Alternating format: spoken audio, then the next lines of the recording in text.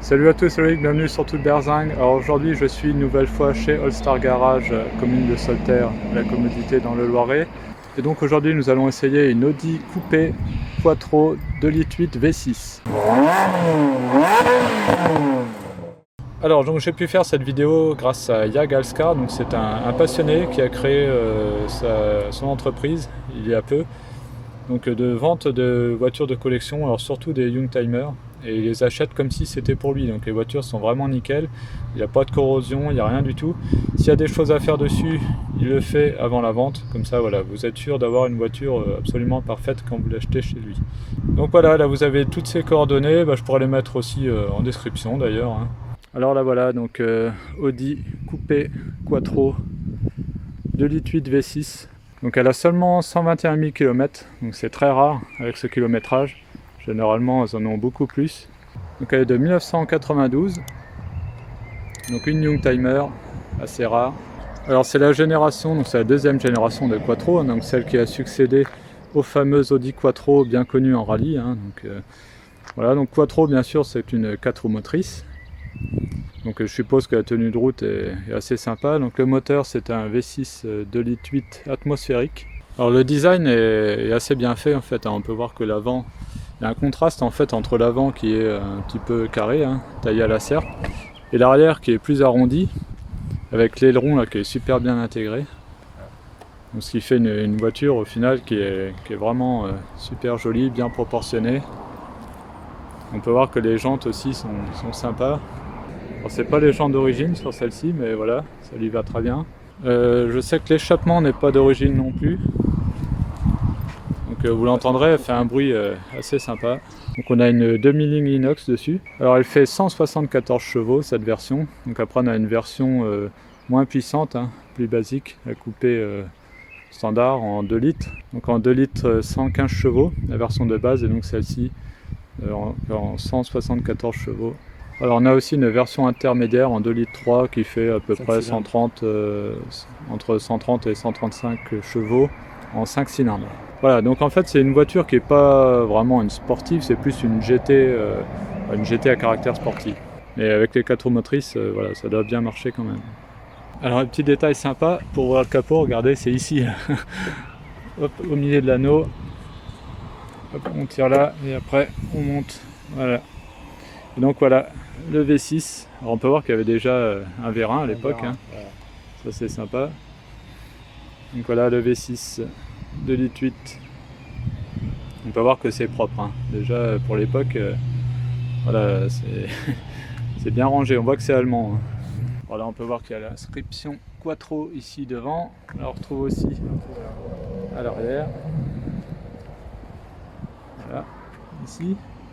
Alors le coffre, donc voilà, il s'ouvre en haillon comme ça. En haillon ou comme ça. Avec donc plage arrière. Ça tient tout seul. Voilà, le coffre est assez grand. On peut voir qu'il y a la roue de secours ici sur le côté qui prend un peu de place, mais bon, c'est pas grave. Donc voilà, après on a la plage arrière comme ça, et finalement, c'est une voiture voilà, où on peut partir en vacances avec, je pense. Alors maintenant, hop, si on regarde l'intérieur, donc on peut voir qu'il n'y a pas de montant sur les portes déjà. On peut voir qu'il y a du bois un peu partout. Et à l'arrière, il y a l'air d'y avoir pas mal de place, mine de rien. Ça c'est pas mal. Donc là c'est un vrai coupé 4 places. Donc siège en cuir. Et donc si je m'assois à l'intérieur. Donc là on peut voir que sur la planche de bord, donc on a du bois. Alors c'est à partir de cette génération qu'Audi, qui était une marque généraliste, a décidé de passer en premium. Donc c'est pour ça que là en fait c'est du vrai bois, c'est pas d'imitation. Donc on peut voir, donc si on commence ici, hop, là on a le réglage électrique des rétroviseurs. Donc là on a bien sûr les lève-vitres. Donc là on peut voir que c'est du cuir partout, cuir et bois. Donc ça c'est pas mal. On a les aérations là qui sont toutes rectangulaires. On en a encore 3 aussi là au milieu. On en a 2 autres là-bas. Après au milieu, donc on a l'autoradio qui a été changé, évidemment, elle n'est pas d'origine. Donc après on a le dégivrage, anti-brouillard, etc. Là on doit pouvoir désactiver l'ABS. Bon, ça ne va pas être conseillé, mais voilà. Là on a la clim. hein, clim automatique déjà à l'époque, hein, c'est pas mal. Donc après tous les réglages. Donc là on peut voir, c'est déjà digital à l'époque. Donc là on a la température qu'on peut régler. Voilà, c'est assez moderne hein, pour les années 90 quand même. Et après donc la ventilation, on peut régler comme ça.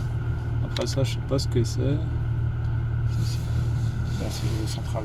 Ah d'accord. Ça c'est le... Ah oui d'accord, c'est pour régler en fait d'où sort la ventilation en fait. Voilà, donc assez moderne quand même pour l'époque. Après on a donc la tension batterie, la pression d'huile et la température d'huile. Voilà. Après on a un petit cendrier là, sympathique aussi.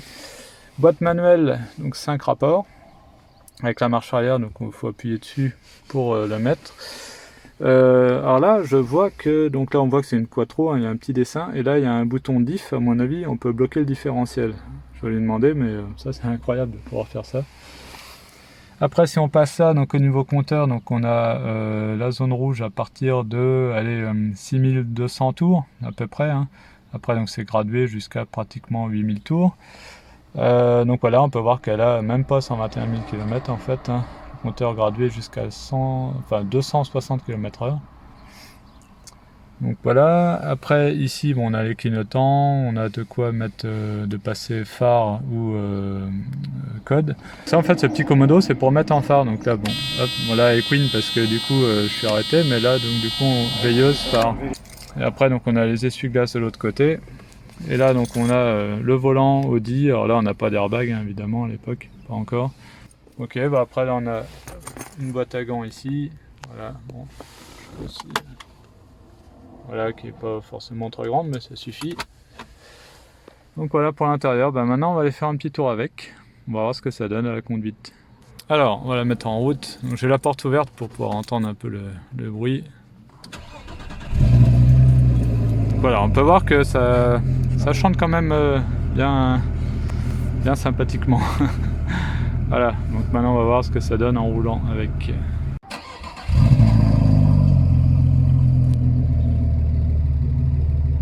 Ça glougloute, ça chante bien hein.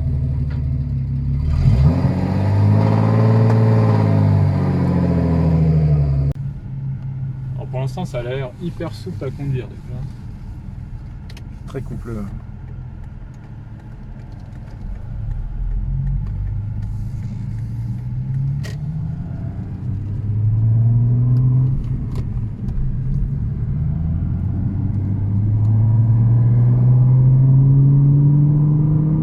Le son est vraiment agréable, je sais pas quel son elle fait d'origine, mais là déjà c'est sympa.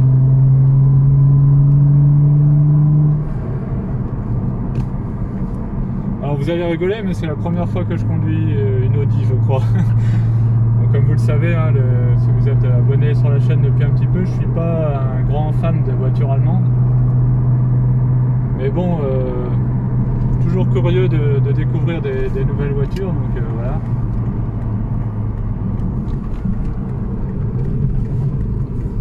Et bon, si j'aime pas les allemandes, c'est pas parce que je trouve que c'est pas des bonnes voitures ou quoi, c'est juste parce que généralement je trouve que c'est trop aseptisé. Donc là on va voir ce que ça donne une allemande des années 90 déjà. On va la faire chauffer un petit peu.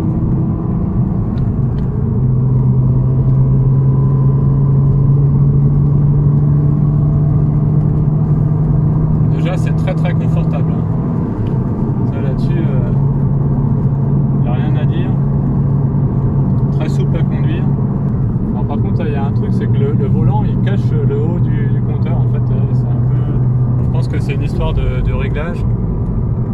Je sais pas si le volant peut se régler, mais là par exemple je vois pas le haut du compteur. Bon, c'est des petites bricoles hein.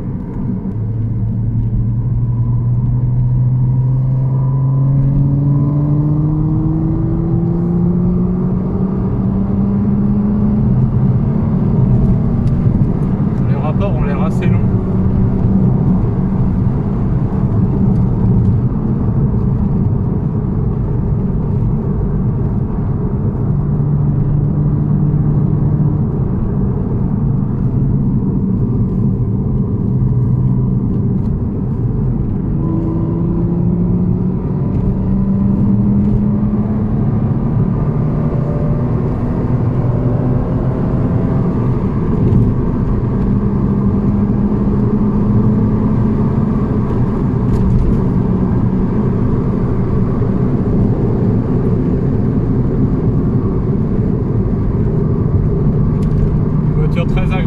conduire.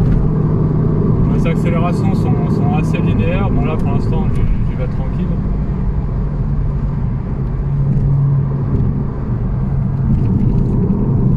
Très souple en suspension, niveau direction aussi. On sent que voilà, c'est pas un sport GT. C'est pas forcément un sportif, c'est plus une GT.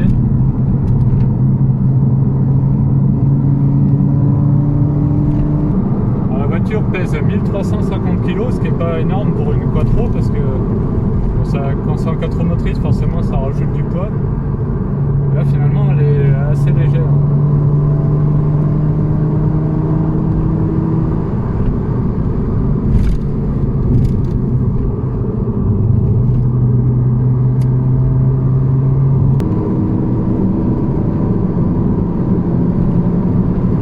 C'est très linéaire. Ouais, c'est très... On n'est pas collé au siège, hein, mais bon, voilà,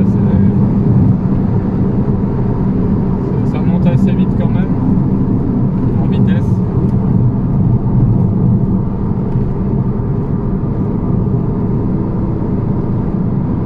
Après, le côté 4 roues motrices, du coup, c'est rassurant, je pense, dans les virages. Après, c'est sûr que c'est pas la tenue de route de ma Mégane RS non plus, hein, ça c'est sûr. C'est pas la même époque non plus. Hein. Ah, des petits retours au niveau d'échappement. Ouais, c'est hyper souple à conduire et le rayon de braquage, il m'a l'air comme tu as dit, c'est très linéaire en fait. Il n'y a, a pas de coup de pied au cul ni quoi que ce soit. Non, ouais. Il y a certaines personnes qui peuvent être déçues par ça, ce côté très linéaire. Voilà. En même temps, je pense que c'est un peu propre aux voitures allemandes aussi, enfin aux Audi surtout. Ouais. Donc là, voilà, si j'essaye maintenant un peu plus.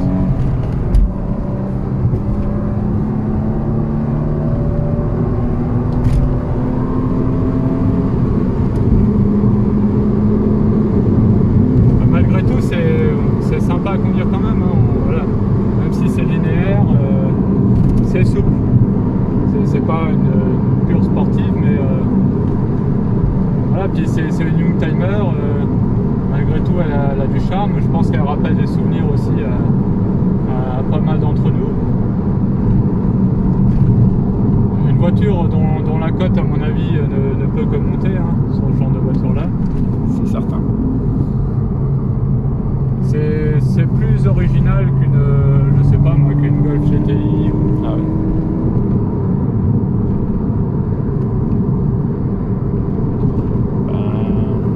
Qu'un 406 coupé par exemple. Oui voilà, je pense que c'est plus comparable à une 406 coupé. Bon, c'est un peu plus vieux. Je pense que ça marche mieux aussi. Bon, j'ai jamais essayé en V6 une 406 coupé, je sais pas ce que ça donne. Mais...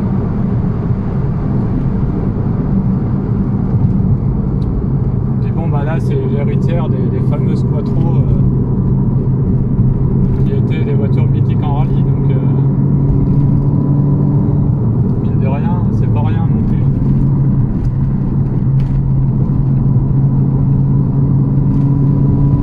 Et ça c'est la version plus puissante ou il y a plus puissant? Il y a plus puissant, il y a la S2 en 220 chevaux. Ah bah oui, la S2 forcément, ouais. Après voilà, c'est encore plus rare la S2. C'est encore plus rare.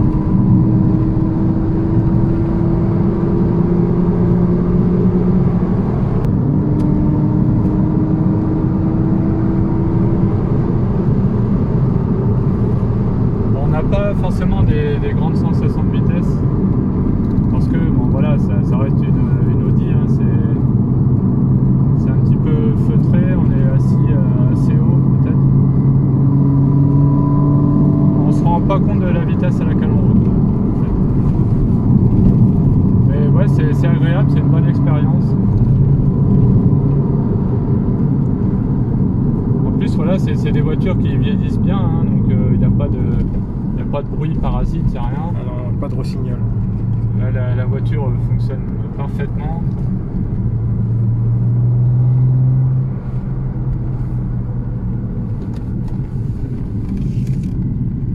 Après, bon, moi, à mon goût, ça manque peut-être un peu de charme. Voilà. Des voitures presque trop parfaites en fait. C'est un peu ce que je reproche souvent aux voitures allemandes. J'aime bien qu'il y ait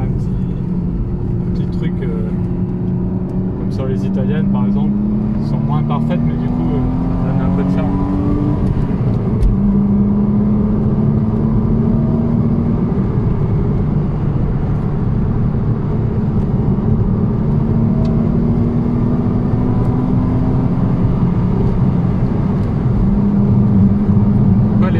Sont vraiment non, hein.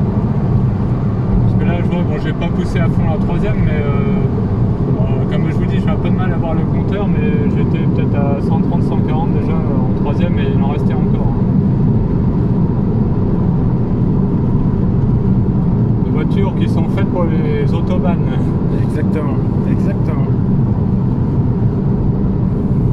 Après niveau freinage, j'ai l'impression que ça freine bien aussi. C'est une voiture qui est sécurisante.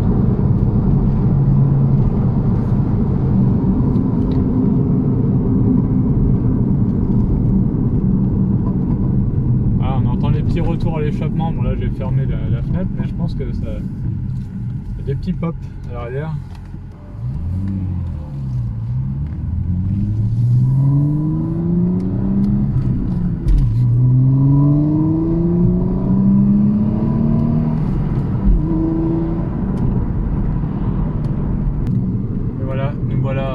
De retour chez Allstar Garage. Donc cette voiture sera en vente aux enchères samedi prochain. Alors vous verrez sûrement la vidéo, enfin cette vidéo là après la vente, malheureusement je pense. Ça vaut combien d'ailleurs à peu près une voiture comme ça? J'ai aucune idée. C'est le kilométrage 121 000 km.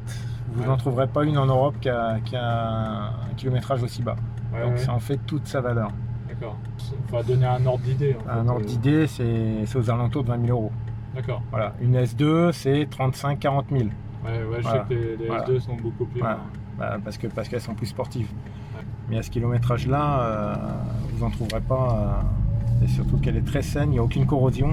Ouais.